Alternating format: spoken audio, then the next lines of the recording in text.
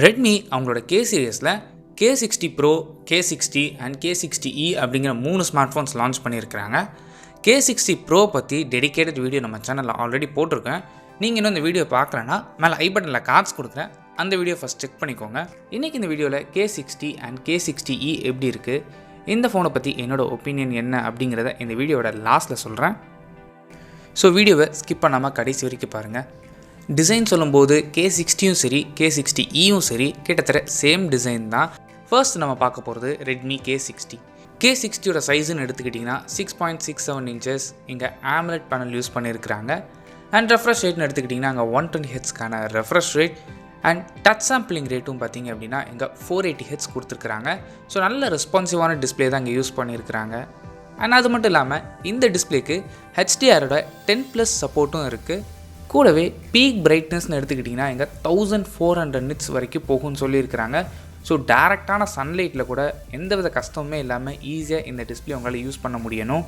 And processor பொறுத்தவரை இங்கே ஸ்னாப்ட்ராகனோட 8+ Gen 1 processor use பண்ணியிருக்கிறாங்க. K60 Proவில் 8 Gen 2 யூஸ் பண்ணியிருப்பாங்க, பட் இங்கே 8+ Gen 1 யூஸ் பண்ணியிருக்கிறாங்க. இந்த ப்ராசஸரோட பர்ஃபார்மன்ஸ் எந்த அளவுக்கு இருக்குன்னு கேட்டிங்கன்னா 8 Gen 2 கொஞ்சம் பிலோவாக தான் பர்ஃபார்ம் பண்ணும். ஆனால் டே டு டே யூசேஜில் பார்க்கும்போது பக்கத்தில் 2 ஃபோன்ஸ் வச்சு பார்த்தீங்க அப்படின்னா பெருசாக டிஃப்ரென்ஸ் சொல்ல முடியாது. அந்த அளவுக்கு ஒரு க்ளோசஸ்ட் மார்ஜினில் தான் பெர்ஃபார்மன்ஸ் இன்க்ரீஸாக இருக்க போகுது. அண்ட் இதுவும் பார்த்திங்கன்னா ரொம்ப நல்ல ப்ராசஸர். கரண்ட் டேட்டில் என்ன அப்ளிகேஷன்ஸ் இல்லை என்ன கேம்ஸ் நீங்கள் ப்ளே பண்ண நினச்சா கூட இந்த ப்ராசஸர் மூலமாக உங்களால் ஈஸியாக ப்ளே பண்ணிக்க முடியும். அண்ட் கேமராஸ் பொறுத்தவரை கேமராவில் சின்ன சேஞ்சஸ் கொண்டு வந்திருக்கிறாங்க. Primary sensor 50 megapixel Sony IMX800 இங்கே ரீப்ளேஸ் பண்ணிவிட்டு 64 மெகாபிக்சல் கேமரா யூஸ் பண்ணியிருக்கிறாங்க. And second and third camera அதே கேமரா செட்டப் தான், பெரிய டிஃப்ரென்ஸ் எதுவுமே கிடையாது. அண்ட் பேட்டரி பொறுத்தவரை இங்கே 5500 mAh கொடுத்துருக்குறாங்க. சப்போர்ட் பண்ணுறதுக்கு 67 வாட்ஸ்க்கான ஒயர்டு ஃபாஸ்ட் சார்ஜிங் சப்போர்ட் இருக்குது.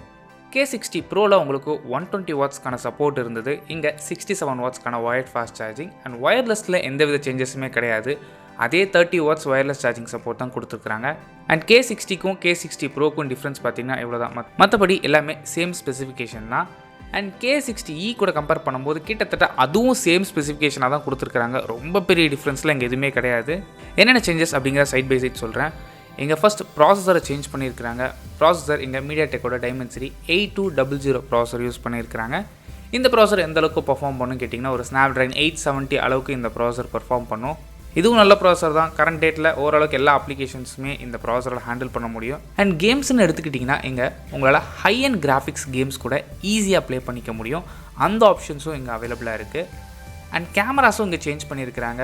48 மெகாபிக்சல் பிரைமரி சென்சர், ஆனால் இங்கே ஆப்டிக்கல் இமேஜ் ஸ்டெபிலேஷன் சப்போர்ட் இருக்குது. K60 Proலையும் K60Eலையும் மட்டும்தான் ஆப்டிக்கல் இமேஜ் ஸ்டெபிலேஷன் சப்போர்ட் கொடுத்துருக்குறாங்க. அண்ட் பேட்டரியும் கிட்டத்தட்ட அதே சேம் பேட்டரி கெப்பாசிட்டி தான், 5500 mAh, 67 வாட்ஸ்க்கான charging support.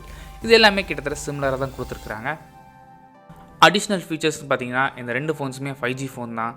Wi-Fi 6 support இருக்குது, NFC, Bluetooth version 5.3 and in-display finger print sensor, இந்த ஆப்ஷன்ஸ்லாம் கொடுத்துருக்குறாங்க. அண்ட் ப்ரைஸிங் பொறுத்தவரை இப்போதைக்கு இந்த ஃபோன் சைனாவில் தான் லான்ச் பண்ணியிருக்காங்க. கூடிய சீக்கிரம் இந்தியன் மார்க்கெட்டில் லான்ச் பண்ணுவாங்க. ஒன்று ரெட்மி பிராண்டில் லான்ச் பண்ணுவாங்க, இல்லை அப்படின்னா போக்கோவோட பிராண்டில் தான் லான்ச் பண்ணுவாங்க. இது வரைக்கும் சைனாவில் லான்ச் பண்ண K சீரிஸ் எல்லாமே இந்தியாவில் போக்கோ சீரிஸ்லாம் லான்ச் பண்ணியிருக்கிறாங்க. ஸோ மேக்ஸிமம் இது போக்கோவில் வரதுக்கான அதிக சான்சஸ் இருக்குது. Base variant 8GB RAM 128GB variant கிட்டத்தட்ட 30,000 ஸ்டார்ட் ஆகுது. And top end variant 16GB RAM 512GB variant 43,000 rupeesக்கு ப்ரைஸ் பண்ணியிருக்கிறாங்க. அண்ட் K60Eயோட ப்ரைஸிங் பொறுத்தவரை 26,000, அதாவது 8GB RAM 128GB ப்ரைஸ் பண்ணியிருக்கிறாங்க. And top end variant 12GB RAM 512GB variant 33,000 rupeesக்கு ப்ரைஸ் பண்ணியிருக்கிறாங்க. இந்த ப்ரைஸுக்கு இந்த ஃபோன் வாங்கலாமான்னு கேட்டிங்கன்னா இந்தியாவில் இந்த ப்ரைஸுக்கு லான்ச் பண்ணாங்கன்னா நீங்கள் தாராளமாக கண்ணை மூடிக்கிட்டு வாங்கலாம்.